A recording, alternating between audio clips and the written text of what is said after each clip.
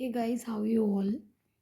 तो अभी मैं आपको यूनिट 1 कंप्लीट करवा चुकी हूँ। यूनिट 1 का कई लोगों ने टेस्ट भी दिया था और जिन लोगों ने टेस्ट सीरीज़ ज्वाइन नहीं करी वो अब भी ज्वाइन कर सकते हैं। तो आपको अभी भी यूनिट 1 का टेस्ट मिल जाएगा।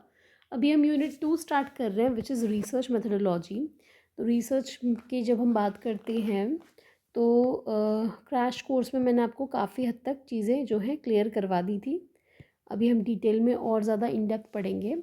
तो रिसर्च के बारे में कर्लिंगर कहते हैं कि ये एक बहुत ही सिस्टमैटिक, कंट्रोल्ड, एम्पिरिकल और क्रिटिकल इन्वेस्टिगेशन है। किस चीज़ की? जो भी आप प्री एज्यूम रिलेशनशिप रखते हो उसके बारे में। तो ये कुछ वर्ड्स रिसर्च को लेकर के हैं जो आपको याद रखने हैं। ठीक है, क्यों याद रखने हैं वो आपको कई बार क्वेश्चन में 4-5 दे देंगे, बोलेंगे इनमें से बताओ कौन कौन से रिसर्च के लिए आप यूज़ में ले सकते हो। तो सिस्टमैटिक होती है, कंट्रोल्ड होती है, एम्पिरिकल होती है, क्रिटिकल होती है। ठीक है, तो ये सारी चीज़ें रिसर्च के बारे में आपको याद रखनी है। अब रिसर्च की कैसे जाती है, इसके स्टेप्स क्या हैं? तो सबसे पहले जब भी आप रिसर्च करोगे तो आप रिसर्च की प्रॉब्लम जो है वो फॉर्मुलेट करोगे कि व्हाट इज़ द प्रॉब्लम, आप करना क्या चाहते हो, है ना। What is the problem.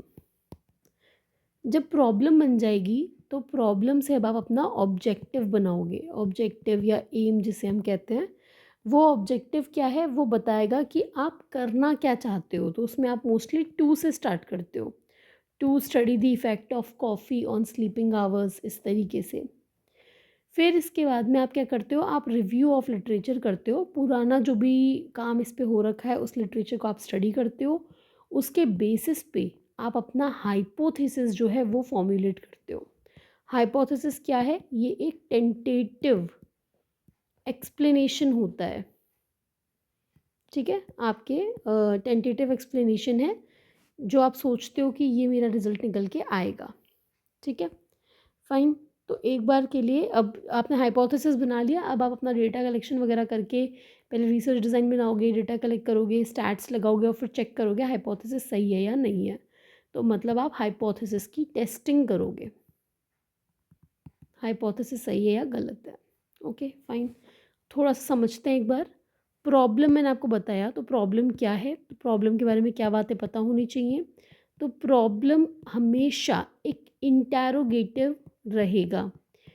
Statement interrogative मतलब कि क्वेश्चन मार्क वाला, कि what is the effect of coffee on sleeping hours. इसमें हमेशा व्हाट आ जाएगा। What is the effect of coffee on sleep hours, question mark.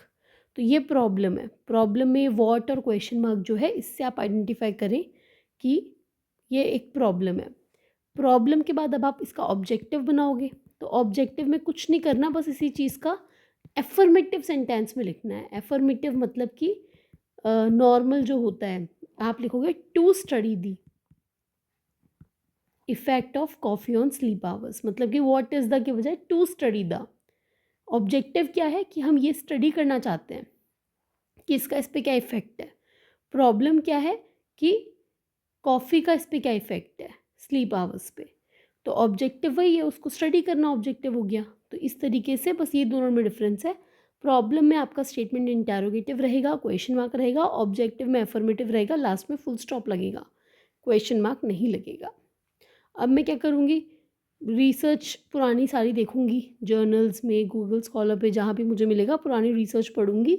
उन रिसर्च में मैंने सपोज़ करो मोस्टली ये देखा, 99% मैंने देखा कि रिज़ल्ट लोगों के ये निकले हैं कि कॉफ़ी पीने से स्लीप आवर्स जो हैं वो कम हो रहे हैं। तो मैं भी यही उम्मीद करूँगी कि मेरा रिज़ल्ट भी ये निकलेगा और मैं हाइपोथेसिस बनाऊँगी कि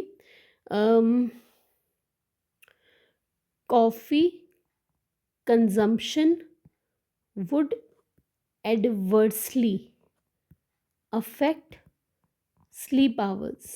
तो यहाँ पे मैंने एडवर्सली बता दिया कि भाई कम करेगा, है ना। तो ये हाइपोथेसिस मैंने बनाई। अब आज मैं आपको क्लास में बेसिक मैंने आपको बता दिया रिसर्च कैसे की जाती है, और मैं सिर्फ आपको एक हाइपोथेसिस क्या होता है, किस किस तरह का होता है, वो भी मैं आपको डिटेल में आज बताने वाली हूँ। तो थोड़ा सा ध्यान दीजिएगा क्योंकि ये बहुत इंपॉर्टेंट टॉपिक है हाइपोथेसिस का। हाइपोथेसिस है क्या? टेंटेटिव एक्सप्लेनेशन है ये। टेंटेटिवली आप मान के चल रहे हो कि ये रिज़ल्ट निकलेगा। क्यों माना ऐसा?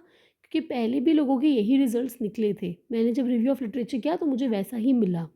तो हाइपोथेसिस जो है बेसिकली दो तरह की होती है। एक होती है नल हाइपोथेसिस, एक होती है ऑल्टरनेट हाइपोथेसिस। नल हाइपोथेसिस जो है बेसिकली ये क्या कहती है? नल हाइपोथेसिस ये कहती है कि हमारे वेरिएबल्स का आपस में कोई रिलेशनशिप नहीं है। No relationship between the variables. मतलब कि अगर मैं ये कहूँ कि coffee consumption does not affect sleep hour, ठीक है, coffee consumption does not affect sleep hour, तो यहाँ डज नॉट दिख गया, नॉट वर्ड आ गया, नहीं, नहीं है कोई रिश्ता, तो ये आपका नल हाइपोथेसिस है। इसको हम H0 से भी डिनोट करते हैं, H0 नल हाइपोथेसिस, ठीक है। ऑल्टरनेट बोलता है कि देयर इज रिलेशनशिप, रिलेशनशिप है।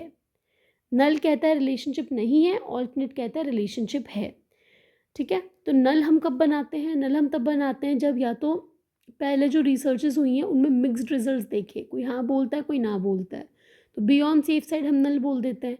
या बिल्कुल ही कोई नया टॉपिक हम कर रहे हैं जिसके बारे में कोई एविडेंसेस अवेलेबल ही नहीं है, तो हम नल बना देते हैं, ठीक है। तो नल जो है ये बोलता है कि कोई रिलेशनशिप नहीं है। अब हम इस चीज़ को आगे टेस्टिंग करके पता लगाएंगे कि है या नहीं है।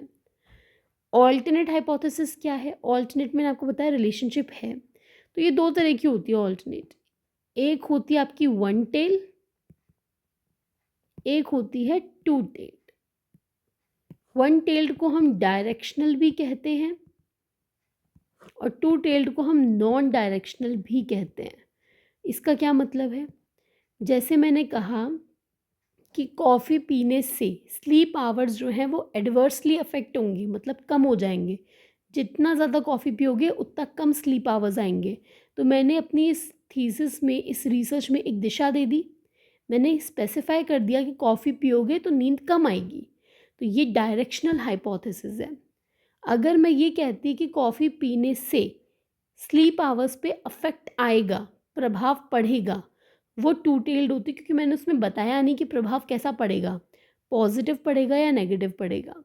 तो बेसिकली नॉन डायरेक्शनल या टू टेल्ड हाइपोथेसिस में हम डायरेक्शन स्पेसिफाई नहीं करते, हम बोलेंगे केवल ये अफेक्ट करेगा, इन्फ्लुएंस करेगा, इसका इस पे इम्पैक्ट होगा, पर हम इसमें डायरेक्शन नहीं बताते, ठीक है। पॉजिटिव होगा नेगेटिव होगा वो चीज़ हम नहीं बताते। वन टेल्ड में हम बोलते हैं कि भाई या तो पॉजिटिव होगा या नेगेटिव होगा, वो चीज़ हम स्पेसिफाई कर देते हैं कि coffee consumption will negatively affect sleep hours या coffee consumptions will positively affect sleep hour. तो वो आप पूरा पहले से ही बता रहे हो कि भाई पॉजिटिव करेगा या नेगेटिव करेगा। तो ये दोनों आपका ऑल्टरनेट हाइपोथेसिस के टाइप्स हैं, ये आपको अच्छे से पता होना चाहिए, ठीक है। ऑल्टरनेट को हम HA से डिनोट करते हैं। अगर आप बहुत सारी हाइपोथेसिस बना रहे हो तो H1 H2 H3 ऐसे भी आप कई बार इनको बताते हो।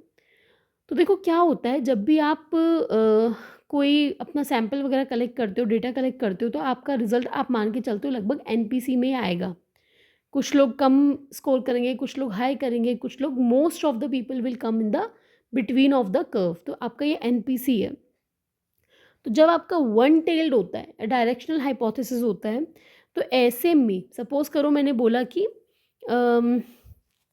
कॉफ़ी पीने से नेगेटिवली अफेक्ट होगा, तो नेगेटिव वाला सपोज कीजिए डेटा जो है वो इस तरफ आ रहा है सारा, ठीक है। तो मेरा पूरा फोकस फिर यहीं होगा, मुझे इन बाकियों से मतलब नहीं होगा, क्योंकि मैंने पहले ही स्पेसिफाई कर दिया ना कि मुझे नेगेटिव की तरफ ध्यान देना है, तो ये नेगेटिव की तरफ मैंने ध्यान दिया। या मैंने पहले ही बोल दिया मुझे पॉजिटिव की तरफ ध्यान देना है, तो मैं यहाँ ध्यान दूंगी पॉजिटिव की तरफ। लेकिन अगर मेरा नॉन डायरेक्शनल है तो ऐसे में मुझे दोनों तरफ ध्यान देना पड़ेगा, यहाँ भी और यहाँ भी। तो जब हम क्या करते हैं, लेवल ऑफ सिग्निफिकेंस रखते हैं कि भाई 0.05 पे सिग्निफिकेंट है, 0.01 पे सिग्निफिकेंट है, तो उस वक्त हम यही चीज़ें चेक करते हैं। ठीक है, left and extreme right, extreme left extreme right, बीच पे हमारा फोकस नहीं होता, हमारा फोकस एक्सट्रीम लेफ्ट और एक्सट्रीम राइट पे होता है, वहाँ के स्कोर्स पे हम ध्यान देते हैं। ओके, लेवल ऑफ सिग्निफिकेंस की आप टेंशन ना लें, मैं आपको और डिटेल में अच्छे से समझाऊंगी। अभी मैं केवल आज आपको एक बेसिक इंट्रोडक्शन बता रही हूँ, एक ब्रीफ दे रही हूँ कि कौन कौन सी चीज़ें आपको टर्म्स जो हैं वो पता होनी चाहिए। तो आई होप आपको हाइपोथेसिस समझ में आ गया होगा, हाइपोथेसिस की टाइप्स आ गए होंगे। अब मैं एक आपको छोटा सा एग्जाम्पल देती हूँ। अगर मैं कहूँ कि cigarette smoking has no effect on cancer, आप खुद बताइए किस तरह का हाइपोथेसिस है ये। मैंने यहाँ पे बोला नो इफेक्ट, तो मतलब ये आपका नल हो गया। ठीक है, इस तरीके से आइडेंटिफाई करना है, मैं वो सिखा रही हूँ आपको। Cigarette smoking increases lung cancer, तो यहाँ इंक्रीजेस आ गया, सीधा सीधा डायरेक्शन दे दी, तो ये आपका ऑल्टरनेट है। कौन सा वाला, डायरेक्शनल वाला, या वन टेल्ड बोल लो। ठीक है, अगर मैं बोलूँ cigarette smoking affects lung cancer, तो अफेक्ट्स ये आपका नॉन डायरेक्शनल है। टू टेल्ड, इसमें मैंने सिर्फ बताया अफेक्ट करता है, कैसे करता है वो मैंने आपको नहीं बताया, ना पॉजिटिव ना नेगेटिव। अगर यहाँ इंक्रीज की वजह डिक्रीज होता तो भी डायरेक्शनल होता। ठीक है, फाइन।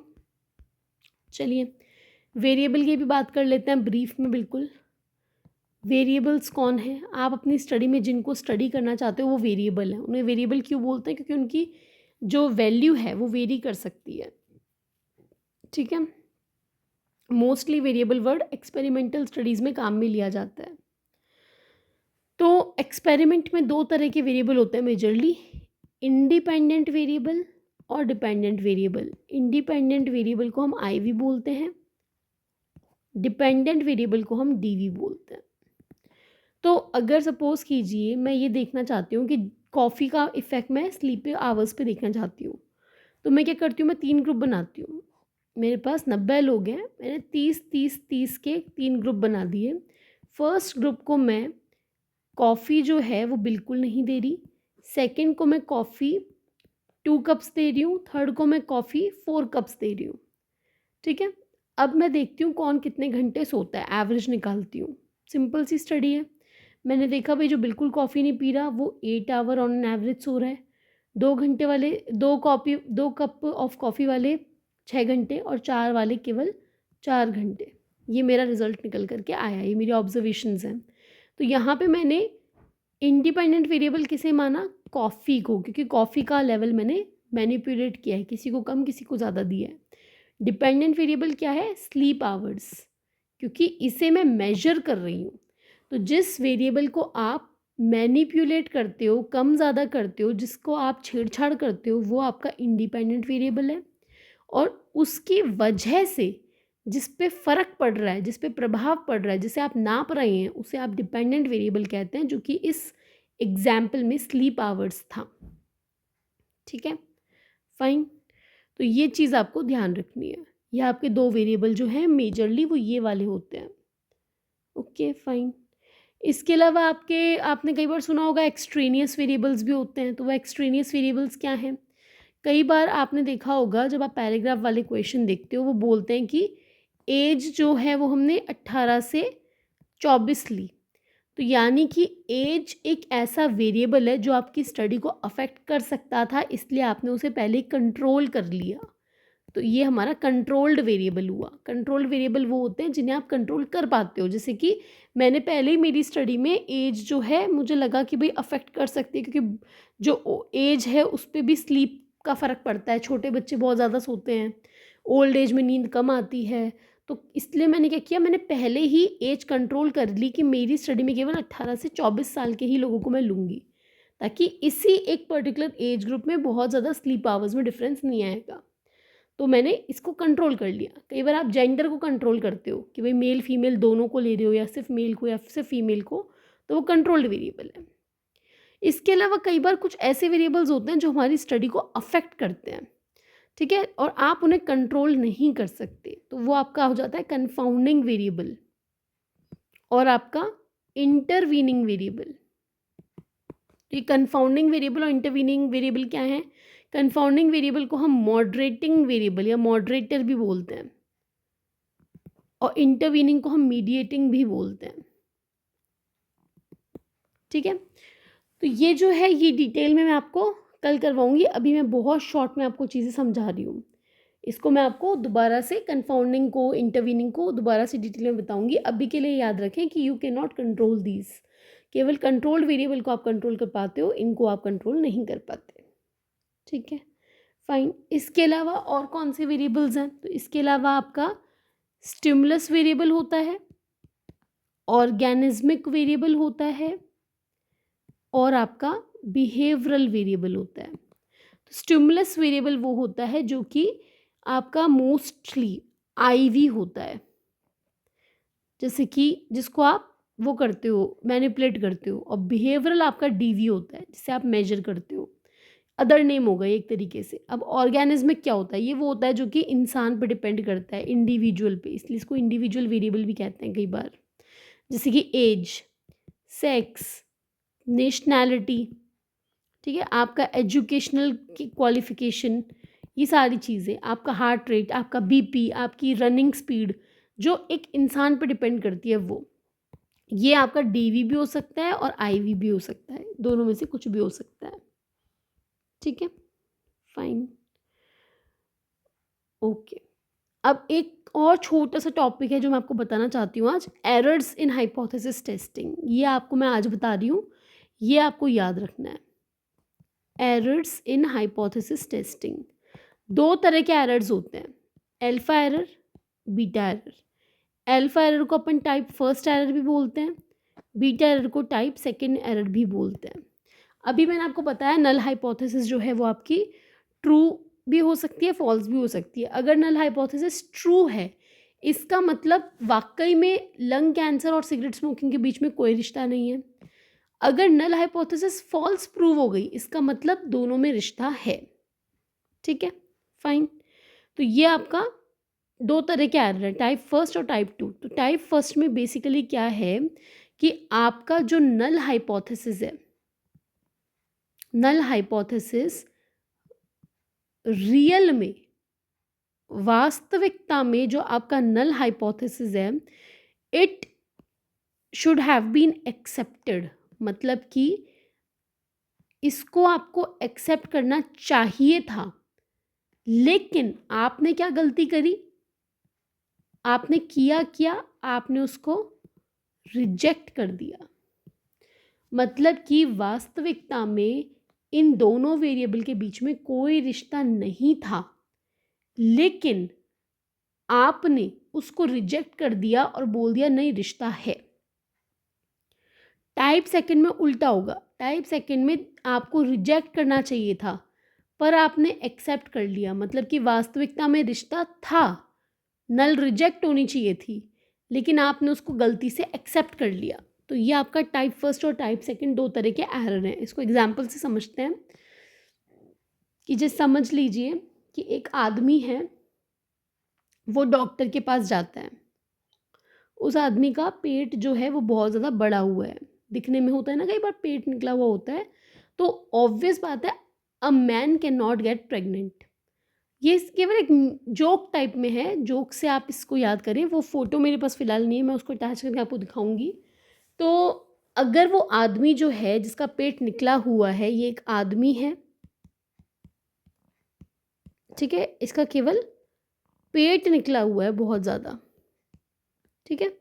तो ये जो आदमी है, इस आदमी को अगर डॉक्टर बोले कि यू आर प्रेग्नेंट, तो वो टाइप फर्स्ट एरर है, क्योंकि यहाँ पे दो वेरिएबल क्या है, मैन और प्रेगनेंसी।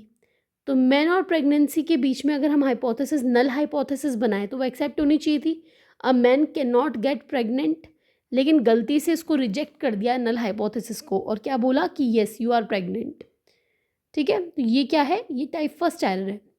टाइप सेकेंड एरर में एक औरत है, वो एक्चुअल में प्रेग्नेंट है, ठीक है, लेकिन उसको डॉक्टर बोलते नहीं यू आर नॉट प्रेग्नेंट, तो वो क्या है, वो टाइप सेकेंड एरर है, बीटा एरर है। तो इस तरीके से आप इसको याद रख सकते हो एग्जाम्पल से, वरना मैं कहूँगी एग्जाम्पल छोड़ो, डायरेक्ट याद रखो। टाइप फर्स्ट में नल जो है वो एक्सेप्ट होनी चाहिए थी पर रिजेक्ट कर दी, टाइप सेकंड में रिजेक्ट होनी चाहिए थी पर एक्सेप्ट कर ली। ये आपको याद रखना है। तो इसको अभी आप कंफ्यूज होते हो तो 2-3 बार बैक करके देखना, जब आप 2-4 बार देखोगे आपको चीज़ें अच्छे से समझ में आएंगी, अच्छे से याद कर पाओगे आप। ठीक है, फाइन। आई होप आपको समझ में आया होगा। फिर भी कोई चीज़ समझ में नहीं आई तो एक बार मुझे मैसेज छोड़ देना, मैं आपको समझा दूंगी। और ये वाली जो यूनिट है ये मैं आपको बहुत मतलब डिटेल में करवाने वाली हूँ, बहुत इंपॉर्टेंट है। इसमें अगर टेस्ट नहीं दोगे तो कोई मतलब नहीं है, क्योंकि टेस्ट में क्वेश्चन कई बार मैं ऐसे भी डालती हूँ जो लेक्चर से थोड़े से अलग होते हैं, तो वो चीज़ें भी करनी आपको ज़रूरी है। If you really want to crack NET JRF or GATE or EVGC or any other competition exam of psychology, you have to give tests। बहुत मिनिमल अमाउंट है, 1000 रुपीज़ का दिसंबर तक के लिए है, आपके एग्ज़ाम तक के लिए। अगर आप उतना भी खुद में इन्वेस्ट नहीं करते हो तो you are not doing justice to yourself. You should join. काफ़ी बच्चों ने ज्वाइन किया हुआ है, you should also join. If you join you get tests. जितना भी अभी जैसे मैंने आज थर्सडे फ्राइडे 2 दिन मैं वीडियो अपलोड कर पाऊँगी, सैटरडे को शायद कर पाऊँ शायद ना कर पाऊँ, आई विल ट्राई। संडे को आपका टेस्ट रहेगा, तो 2 या 3 वीडियो जितना भी हम पढ़ेंगे उसमें से आपको क्वेश्चंस मिलेंगे, आपको करने होंगे। और फिर उसके बाद में अगले हफ्ते में तक मेरे हिसाब से यूनिट हमारी पूरी कंप्लीट हो जाएगी, नहीं तो उसके नेक्स्ट तक तो हो ही जाएगी। तो फुल जो आपका वीक है उसका भी टेस्ट होगा, फुल यूनिट का भी टेस्ट होगा, और once you are done with all the 10 units आपका फुल लेंथ टेस्ट भी होगा। अगर अभी तक तो जिन्होंने इनरोल किया है उनको मैंने पुराने 2 टेस्ट प्रोवाइड कर दिए हैं, अभी आप भी करोगे तो पुराने टेस्ट मैं आपको प्रोवाइड कर दूंगी। अगर इस वीक के बाद ज्वाइन करोगे तो पुराने टेस्ट प्रोवाइड करना मेरे लिए डिफ़िकल्ट हो जाएगा, क्योंकि वो टेस्ट जो होता है वो एक बार पब्लिश हो जाता है तो उसके आंसर्स जो होते हैं वो शो हो जाते हैं, फिर आप टेस्ट नहीं कर पाओगे। तो थोड़ा सा खुद पे जल्दी से जल्दी इन्वेस्ट करो। एक ही बार का पेमेंट है, वन टाइम। इसको अगर आप करते हो खुद के लिए इन्वेस्ट तो आपके लिए अच्छा रहेगा, बाकी rest is your decision, I can only suggest. I hope आपको समझ में आया होगा। कोई चीज़ समझ में नहीं आई मैसेज छोड़िएगा, बाकी कल मैं आपको और इसको डिटेल में कल करवाऊँगी। Okay, bye bye, take care, good night.